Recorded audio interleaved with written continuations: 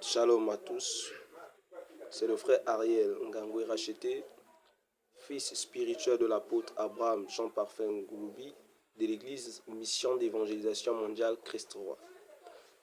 En ce jour, j'aimerais partager avec vous deux passages. Le premier, c'est dans Joël 2, le verset 28. On va lire sans plus tarder.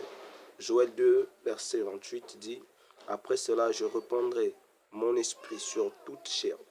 Vos fils et vos filles prophétiseront, vos vieillards auront des songes et vos jeunes gens des visions. » Et on va aussi prendre très vite le livre de Romains, chapitre 8, le verset 19.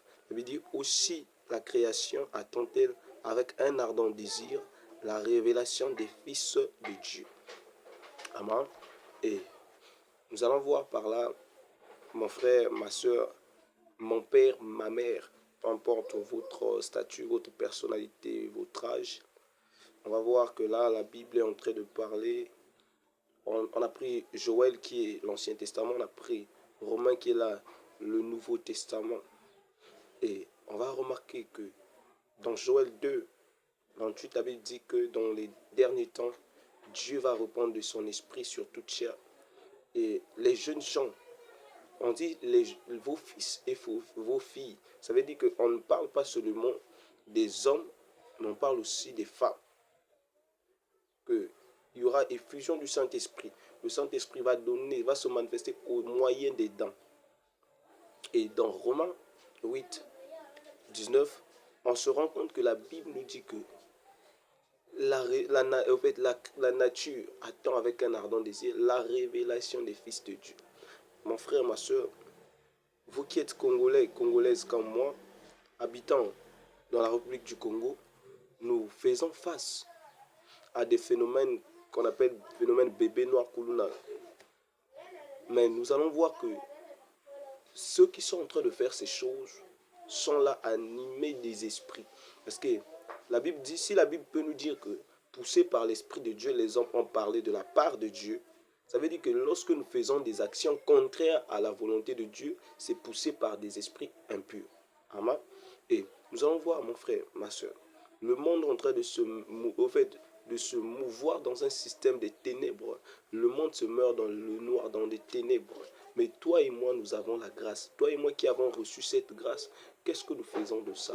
Dans nos quartiers, dans nos établissements scolaires, dans nos établissements universitaires, pour ceux qui sont déjà à l'université, dans nos milieux de travail, nos familles, nos cours communes, nous allons voir qu'il y a des gens qui sont appelés à recevoir Jésus. Mais nous avons les dons, nous avons les grâces. Au lieu de les apporter Jésus, nous sans cesse nous donnons des raisons, disant je ne suis pas encore prêt, je ne suis pas encore prête. Mais quand seras-tu prêt et prête? Jésus ne t'a pas appelé en tenant compte que pour que tu fasses l'œuvre, tu dois être parfait et parfaite. Non.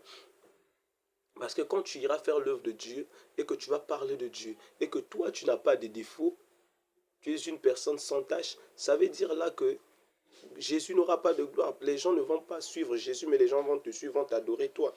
Ok? Comment tu viens nous parler de Dieu et toi tu es parfait? Impossible. Déjà, quand on voit dans la Bible, il y a tous ceux qui ont parlé de Dieu dans la Bible, personne n'était parfait. Toute personne dans la Bible avait des temps de faiblesse, avait au fait quelque chose qui faisait en sorte qu'il soit reconnu homme, humain. Ok?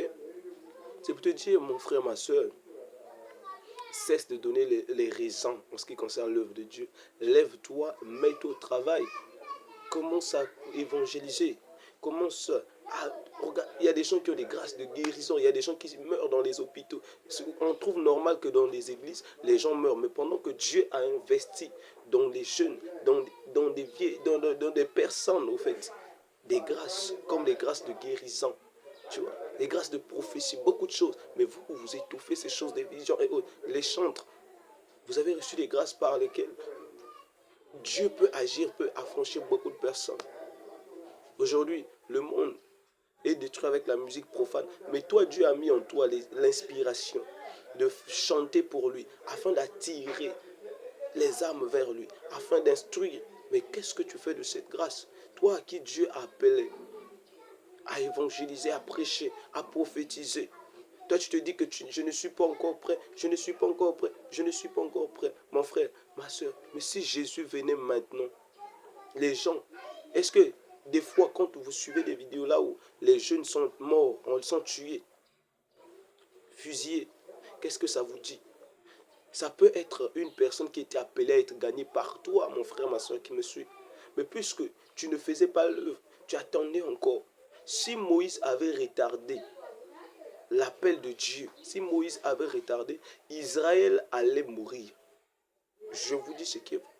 Si tous ces hommes qu'aujourd'hui nous parlons de Paul, toutes ces personnes avaient retardé, c'était dit que non, on doit d'abord être parfait avant d'aller. Mais on va voir que non, Paul, c'est lui qui, c'est le plus grand apôtre, si je peux le dire, que l'histoire a eu. Il n'y a pas eu un apôtre qui a travaillé comme Paul. Mais on va voir que Paul est en train de faire une prière. Il dit à Dieu, Seigneur, le bien que je veux faire, je n'arrive pas à le faire. Mais le mal que je veux fuir, c'est ce que je fais. S'il te plaît, Seigneur, fais-moi grâce. Il demandait la miséricorde. Ça veut dire qu'il avait tellement de défauts, mais il ne se focalisait pas sur ses défauts. Mais on va voir que c'est ce même Paul, demain, qui va dire, ce n'est plus moi qui vis, mais c'est Christ qui vit en moi. Mais s'il avait tenu compte des imperfections, il n'allait pas faire l'œuvre de Dieu. Jusqu'à quand tu vas fuir l'œuvre de Dieu? Jusqu'à quand? C'est pour cela que je nous invite, nous qui sommes jeunes, à nous lever. Que tu sois jeune homme, que tu sois jeune fille, que tu sois jeune femme. Levons-nous. Faisons l'œuvre de Dieu. Nos téléphones, nous avons des contacts. Dans nos contacts, il y a des gens qui souffrent, il y a des gens qui doivent recevoir Jésus. Il y a des gens qui doivent être sauvés. Mais nous qui connaissons la vérité, qu'est-ce que nous faisons de cela? Il y avait deux personnes, deux filles. C'était des meilleures amies. L'une, elle était chrétienne, l'autre n'était pas chrétienne. Et celle qui était chrétienne va dormir. Et pendant qu'elle dort, elle fait un songe que sa copine venait la parler en songe, en train de la dire, toi tu es méchante, toi tu n'es pas bien. Toi tu connaissais la vérité, mais tu ne me l'avais jamais présentée. Tu ne m'avais jamais parlé de Jésus. Tu n'es pas bien. Mais quand elle se réveille, on l'a dit que sa copine venait de mourir. Ça veut dire que sa copine est morte, mais elle n'est pas allée au ciel. Mais toi, tu as une copine qui est à côté de toi, qui ne connaît pas Jésus. Dans tes contacts, tu as un frère, tu as une soeur, peu importe la personnalité de la personne, il y a des gens qui ne connaissent pas Jésus. C'est pour cela qu'en ce jour, Jésus te parle. Réveille-toi, lève-toi et marche. Annonce Jésus. Laisse Dieu utiliser les grâces des dons. Comment tu sauras que tu as le don si tu ne te lèves pas pour mettre cela en exerce? Et comment on arrive à savoir que Dieu sauve? C'est lorsqu'on se lève et on se met pour la volonté de Dieu, on se met dans une condition, dans une circonstance où seul Dieu qui peut nous sortir de là. Et que dès que Dieu agit, on se rend compte que non, Dieu peut sauver de ça. Comment on arrive à savoir que Jésus peut guérir des maladies si tu n'as jamais pris le temps de prier Dieu pour que la maladie là soit guérie? Que la maladie quitte cette personne qui est dans ta maison, qui est dans ta famille, qui souffre tant. Cette personne qui ne connaît pas Jésus. Est-ce que vous savez que le manque de Jésus-Christ dans la vie d'une personne est une maladie? C'est une personne qui souffre. Parce que Jésus est la vie. C'est-à-dire que quand tu n'as pas Jésus, tu n'as pas la vie, tu as la mort en toi. C'est comme une personne qui est à l'hôpital. Si le docteur n'est pas là, on sait que la personne va mourir. C'est comme nous. Notre docteur, c'est Jésus. Nous devons, pour nous qui connaissons Jésus, prenons Jésus, annonçons Jésus aux autres. Prenons Jésus, distribuons Jésus aux autres. Lèvons-nous, parlons de Jésus, faisons la volonté de Jésus. Que Dieu te bénisse, mon frère, que Dieu te bénisse, ma soeur.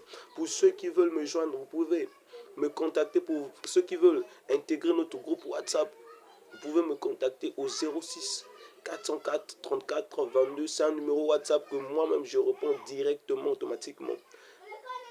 Vous pouvez m'écrire ou m'appeler. Ensemble, pour si vous n'avez pas d'église, on va vous ramener à l'église. Ensemble avec les hommes de Dieu qui sont là-bas. On va vous parler encore de Jésus, vous instruire, montrer Jésus en profondeur. Vous qui avez des temps, vous qui avez des grâces, ensemble nous allons travailler pour construire, pour remplir le royaume des cieux. Voilà, c'est ce que j'allais dire. Vraiment, Ne gardons pas cela, n'étouffons pas des grâces. Que Dieu vous bénisse. Shalom.